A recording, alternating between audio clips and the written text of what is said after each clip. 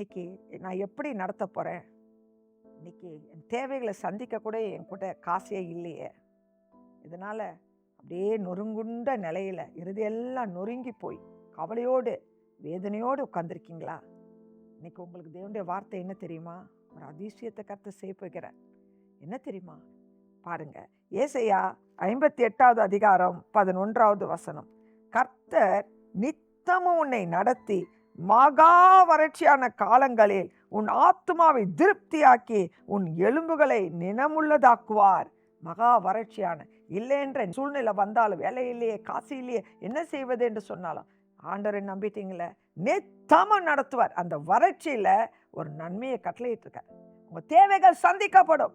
உங்க ஆத்துமா அந்த அதிசயத்தை பார்த்து பூரிக்கும். சகலத்திலும் தேவ சமாதானத்தை அதில் பார்க்க போறீங்க. நித்தமா உன்னை நடத்துவார். மகா வறட்சியான காலங்களெல்லாம் நடத்துவார். எல்லா சூழ்நிலையிலும் கர்த்தர் மேல் உங்க நம்பிக்கை இருக்கட்டும். உங்க பலத்தை நம்பிடாதீங்க, கர்த்தர் மேல் உங்க நம்பிக்கை இருக்கட்டும்.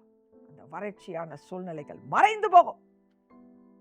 புது வழிகளை திறப்பார், புது பிசினஸ் கொடுப்பார், புது வேலையை கொடுப்பார், புது வகையில வருமானத்தை கட்டளையிடுவார், தடைப்பட்ட ஆசீர்வாதங்களை வர செய்வார்.